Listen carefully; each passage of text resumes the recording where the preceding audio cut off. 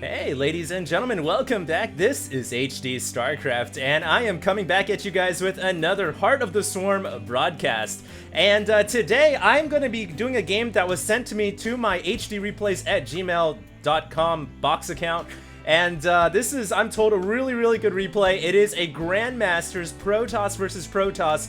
And as always, I am, of course, accepting replays from you guys, the community. And if you guys have any sweet replays of yourselves or even pros playing, you know, send it in to HDreplays@gmail.com. I'll check it out, and maybe it'll come up here on my YouTube channel. This is one such game, and in the bottom right-hand corner, we're going to be looking at FLC Niphik. He is the blue Protoss player in the bottom right. And in the top left-hand corner, we have IMP SoulQuest. And he is the red Protoss player. And to start the game off, it looks like we're going to have a proxy pylon. Okay, so Niphik here is going to, I guess, cheese his opponent. Now you can see he didn't throw up a pylon yet. Anywhere else, he's just going to go for a double proxy gateway. And I don't think SoulQuest sees this. No, he doesn't. So this is obviously a pretty dirty way to start a game here, and you know, this can work. This is something that people still do on ladder all the time. It's just that whenever I cast the top tier pro level replays, they don't really do it that often because they're, I guess, I don't know, it's cheesy, it's dirty, and they're well versed against it. But that isn't to say these two players aren't good. They are both Grandmasters Protoss. So this is going to be pretty exciting here. Now SoulQuest sees this. He does see it. He knows that there are two warp gates there. So immediately he's going to throw up a forge. And the reason for that, obviously, is because you need a forge to get photon cannons up, and he needs to get a cannon up inside the mineral line right now. Now, you might be wondering, why doesn't SoulQuest just pull his probes off the mineral line and try to destroy these gateways? Actually, that ends up hurting you more than helping you, simply because there's two gateways there, the pylons in the back. It'll take forever for probes with their pathetic lasers to zap down buildings like that. So not gonna happen. And Niphik here is gonna be bringing in reinforcements pretty soon. Those zealots are on the way. One zealot is already out, in fact. And will SoulQuest have a photon cannon up in time? He's trying to build one inside the mineral line right now. It looks like SoulQuest gets a zealot of his own out, so now it is Jedi versus Jedi warfare. We have Obi-Wan Kenobi and Luke Skywalker versus Darth Vader on the right. And who is gonna win this fight? Oh man, this is pretty sick here, and SoulQuest needs to get a photon cannon up right now. He needs to get that trap chamber set up, and it looks like it's about to come up, but the gateway is going to go down, and he's going to bring his zealot out of the main base. I don't know what the reasoning behind that is, because now his photon cannon is kind of screwed too. Although it looks like there's a mothership core on the way. The mothership core will need to overcharge the Nexus right now, but it doesn't have enough energy to overcharge quite yet. It will need about 30 seconds or so. And in the meantime, the mothership core obviously going to do what she can to prevent these zealots from getting inside the mineral line, but it's too late. And it looks like now the probes are going to have to fight and defend the photon cannon. Nice hold position there in order to block the zealots from getting maximum surface area on the cannon. And finally, it looks like the Nexus, no, not enough to get overcharged quite yet. But the probes do win the battle, and only 4 probes go down there in that engagement, so not bad at all by SoulQuest. And in the meantime, it looks like Darth Vader has made his way down to the bottom right-hand corner, and he is going to start to take out some probes here, and it looks like 1 or 2 probes are going to go down. And that is gonna be about it. So actually the workers killed about similar here. Don't forget though that Niphik still has 2 gateways here, warping in additional reinforcements. Oh, he's gonna go for stalkers now, as he did go for a cybernetics core back at home. So he's going to upgrade from the zealots into stalkers, and this is pretty dangerous now. But it looks like SoulQuest has actually got a stalker of his own out on the field, and he overcharges his Nexus. And the range on this thing is quite large, but it isn't long enough to actually reach these warp gates, which is a bit of a shame for SoulQuest. And because of that, he'll just have to obviously try to you know, bring this stalker here. It looks like he is going to try to pick off the pylon, but it's a little risky, as there are 3 stalkers there now. The only reason why this stalker is so confident is because he's got a Nexus right next to him, but it does get taken out, and a bit of a mistake right there, I feel like, from SoulQuest. Shouldn't have I don't think he should have risked losing that Stalker there, because every unit here at this point does matter. He's still trying to take out that pylon though, and the reason for that is if he can depower this pylon, then obviously he won't have to deal with reinforcements unless Niphik brings in a reinforcing probe to rebuild it. And it looks like he's going to bring his mothership core behind the gateways to take out the pylon. And now it looks like Niphik also going to bring his stalkers in. SoulQuest now having to defend. Will he have enough here? Both players APM/EPM just going through the roof as they're trying to out-micro each other. But a lot of probes are going to go down here. 16 have gone down already. One stalker getting trapped here. Niphik will lose that. And it looks like Niphik is going to lose the rest of his forces, but at the very least, SoulQuest does kill off the power that is provided to the gateways. One gateway was about to warp out a new Stalker, but it does depower right before that Stalker comes out, and now Niphik is going to have to retreat. Now, you will note that Niphik doesn't have any gateways back at home. Everything he was producing was on the other side of the map, so he has to rush now to rebuild his gateways.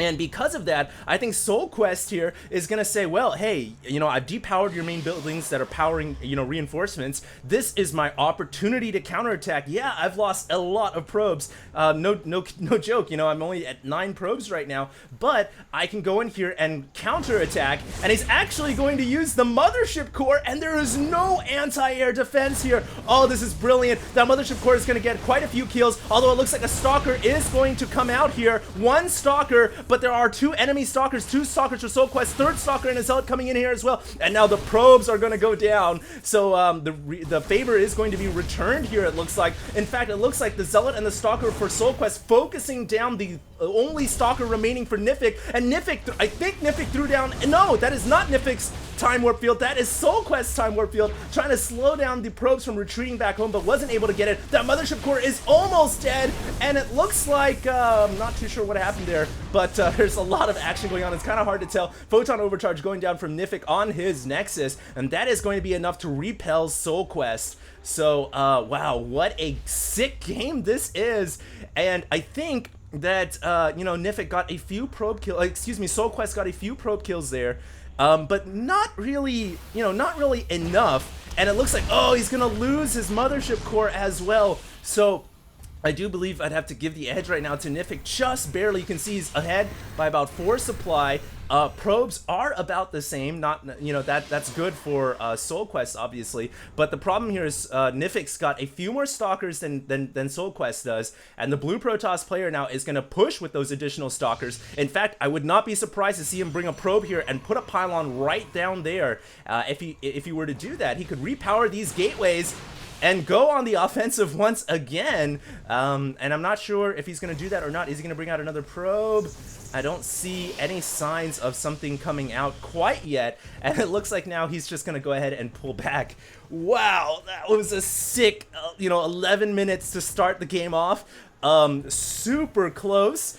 And I think now finally these 2 gateways are going to go down. This one gateway's like, oh, it's just about to warp out my Stalker. And Niphik did go ahead and cancel it, so he does cancel that. And on the other side of the field, what is Niphik gonna go for? He has robotics facility coming down. It looks like he's gonna get an observer out here. And a lot of times when in a Protoss versus Protoss, observers are so important because the enemy Protoss can go Dark Templar, and if he does go that and you don't have obs on the field, you can just straight lose. And you know, it's just really smart to get an observer out, and I think in this situation, especially when he started with some cheese and he knows he's got, you know, he's done some significant damage to his opponent, you gotta expect the possibility of DTs coming out, and in fact, we do have a Twilight Council here for SoulQuest, but it doesn't look like he's going for Dark Shrine yet because he is going for Blink first.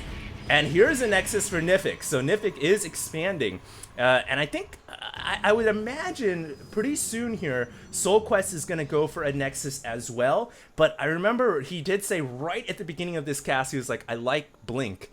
So apparently these 2 players, I guess, know each other, or they played games against each other before, and I guess SoulQuest likes him some Blink, and he is going to go for Blink, and in fact, he's going for a pylon here. I do think he's gonna try to go. Now it's a little interesting because with Blink Stalkers, you know, they're so fast already, they can get across the map pretty quickly, but he is going to have a pylon here just as an additional point of reinforcement. And I do think what we're going to see here is SoulQuest try to punish this Nexus. He's already scouted it with the probe. And yeah, he's going to go for +1 weapons. It's actually the first weapons upgrade that we see here. He's going to go for +1 weapons, blink, and Niphik is going to scout this as well. He saw it with the hallucinated Phoenix right before it expires, in fact. So with that scout, I would imagine Niphik here is just going to pump out an extra Immortal or two. In fact, yeah, there's another one on the way right now from the robotics facility. And really hunker down here at this expo and defend, although it looks like SoulQuest is going to be going for an expansion too, and he's also going to attack. Very interesting here. Now, +1 weapons isn't going to be done in time, but nevertheless, he is going to go for this assault here. I don't think he's going to have enough forces because of the 2 Immortals here, and because of that, yeah, he is going to have to retreat, but at the very least, he will have map control for some time. And yeah, like I said before, I don't think engaging this Nexus is the best idea because, you know, 2 Immortals here are just going to slay these Stalkers so quickly. In fact, look at that. Niphik just brings the Immortals in front, lets them absorb whatever damage, and, you know, lets them dish out the damage as well. So, SoulQuest kind of behind here. Because his Nexus is going to be coming up, I would say about 30 seconds later, maybe even a minute. No, about 30 seconds later. So not too far behind, but he is behind, and you'll note on the supplies, he is suffering right now as well because, you know, he has less of an army, and he's got, I feel like, less technology too. When it comes to Blink Stalkers versus Immortals, I'm sorry, but Immortals just, you know, they win. They're just that good. So, you know, I think Niphik here is in a pretty good spot. And we'll see what he does. He is going to be adding on a Twilight Council of his own. Excuse me. It looks like we do have a battle going on here. SoulQuest coming in here with some Stalkers, and not too sure why he would do that, but getting caught by a bunch of force fields from Niphik as well, and losing more forces than he really need to. Sorry guys, I had to take a sip of water right there, so I did kind of miss the initial engagement. But SoulQuest trying to go in, make something happen. Unfortunately, it didn't work for him, but he's not giving up. He is researching +2 weapons now. He's going to go in for another round, but, I mean, he's dealing with 4 Immortals now. I mean, this is just almost overkill for these for these Stalkers. There's barely 2 Stalkers for every 1 Immortal. I mean, I just don't think blinking in Stalkers here, you know, is a winning strategy. I think maybe SoulQuest needs to get charged and get some Zealots on the field, but he's gonna go in and try to snipe sentries, and he's doing a pretty good job, I've got to say. He just picked off the sentry that I believe had the most energy, and you know, if he can go in there, snipe them, and pull out before he takes permanent damage, that's always a victory, you know, for anybody. But it's risky. And he's still gonna play this game here. This is like playing with fire when you're only 5 years old, playing with, like, you know, a huge propane tank. But you know, if he gets caught, he is in a lot of trouble. Now thankfully, of course, like I said, he does have blink, and I think that's smart. If you're gonna go in and snipe things, go in, save your blink for retreating. Don't blink in and then trap yourself, which I think is what he did earlier on when I was you know, taking a refreshment. But yeah, it looks like back over here we do have a robotic support bay on the way, so we are going to be seeing Colossus, which it's interesting. I think maybe going Charge Lot would have been better than going Colossus, because Immortals aren't that bad against Colossus either. But we'll see what happens. Oh, now Niphik's got blink of his own, and he blinks for it and snipes that Mothership core out just as she throws down a Time War Field. Now, I will say one thing that's different here is SoulQuest has a huge upgrade advantage. He's got +2 weapons. That is SoulQuest, the red Protoss player. He's got +2 weapons, and he's going for +3. So he's got a massive upgrade advantage here, and he's got Immortals of his own on the field now. He's got 1 Immortal. Will the upgrade advantage be enough to overcome the army-sized deficit here? We'll just have to wait and see. There is a new Mothership core out, I think, out on the field. A couple of force fields coming down here. Very nice force fields, really limiting the surface area of Niphik's army, of the Blue Protoss army, and he's able to snipe out a couple of forces as well, bringing in reinforcements at the same time. Very nice job here. In the meantime, got a Dark Zealot coming over, trying to do some damage, but runs into a reinforcing Zealots and Stalkers. And this has just been an action-packed PvP, man. This has been incredible. There is a new Nexus coming up at the 3rd here, but there's a pylon there for SoulQuest. SoulQuest could bring in reinforcements and take out the Nexus right now if he's paying attention, but it looks like he's got to worry about this army at the front door. Now remember, he's got +2 weapons upgrade advantage over his opponent. I think he's going to win this fight, and yeah, he's going to win this fight oh so easily. And nothing that Niphik can do. I mean, he's kind of screwed. Now he's just going to try to retreat, but taking loads of damage up front. And a brutal battle right there. Maybe he didn't bother to check the upgrades for SoulQuest, but he is in fact very far behind in upgrades. And in fact, in a few seconds, he's going to be so far behind. I mean, the zealots of SoulQuest are just going to be completely outclassing like the stalkers and the zealots of Niphik. I mean, it's just going to be tier 3 basically versus tier 0. And here comes Niphik. He does come around. He's going to try to take out these zealots that were warped in from the pylon. Niphik needs to take out this pylon as well, but he's got to worry about forces coming and attacking the natural expansion. And Niphik in a lot of trouble. He is going to lose the natural. And SoulQuest with this +3 army is just rampaging through the enemy Protoss homeworld. And now I think he's going to go for the main Nexus as well. I mean, he's got +3 weapons. He can take out buildings so quickly with this army. But it looks like he's going to use force fields to keep the enemy Protoss forces at bay. And we'll see what he does here. He's going to I think he's going to retreat. Yeah, using Mothership Core to get out of there. Very, very nice job. And essentially almost takes out this Nexus as well. Remember, as I left the scene here, there were additional zealots warping in. That Nexus is almost down. Thankfully for Niphik, he was able to kill off the pylon right there. So he won't have to worry about enemy forces coming in anytime soon. And in the meantime, it looks like SoulQuest has retreated with most of his army. Actually, he's going to rendezvous up here on the high ground and try to put a stop to Niphik's counterattack. Oh my god, I'm running out of breath just casting this game. This is epic. Niphik now is going to make his move over to the top right-hand corner where SoulQuest has a new Nexus coming up. +3 versus +0 still. Huge upgrade disadvantage here for the blue Protoss player. And SoulQuest has a Colossus. Oh man, that's huge. Now the Colossus doesn't have extended thermal lance quite yet. It is getting focused down. Oh, gets taken out. And a big misstep right there for the red Protoss player, losing his Colossus. He also lost his expansion, and Niphik has basically returned the favor. Says, you take out my Nexus, I take out your Nexus. Doesn't even matter if I don't have upgrades to my army. And he really makes a great push right there. But in the meantime, oh, those zealots are gonna take out that Nexus. +3 weapons, booyah! And they're even killing off Protoss. So I mean, look at it, they barely even, they're still alive. Well, one of them is, 2 of them are still alive. But what a job right there from SoulQuest, taking out that Nexus down in the bottom left-hand corner. Oh, this is just really crazy game. 53 workers to 42 right now, so the red Protoss has a slight worker advantage as well as that upgrade advantage. The Zealot is gonna go for a roundabout, but gets attacked, gets killed off by a speedier brother. And I did see on that production tab what it was, a Dark Shrine. That's what I saw. I know I saw it, and then I was telling myself in the back of the head to mention it, but I kept forgetting. But yeah, there's a Dark Shrine for SoulQuest on the field, and yeah, there we go. He's making DTs, but actually gonna use them for Archons and not for you know, what they're more nastily known for, more commonly known for, which is those you know, cloaked missions. But he's gonna instead make them into Archons. Now I think that's a pretty good idea. If you think about it, Niphik's got mostly a bio army here. You know, he's got a lot of zealots, and Archons don't count as bio, but zealots do. And you know, when you're dealing with a lot of charge lots, I think having a couple of Archons in your army, it's a good idea.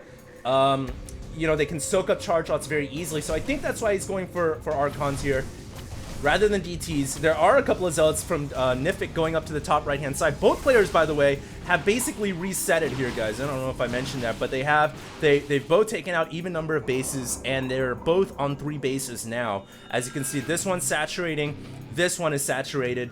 So it is such a close PvP right now. Literally 53 workers to 46, 105 to 103. Here comes the cloaked version, the Dark Templar. Now, I think that Niphik saw it. Oh, what?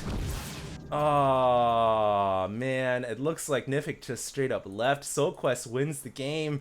Why? That was so close. What happened? Did he not have an observer? Let me check the units tab real quick.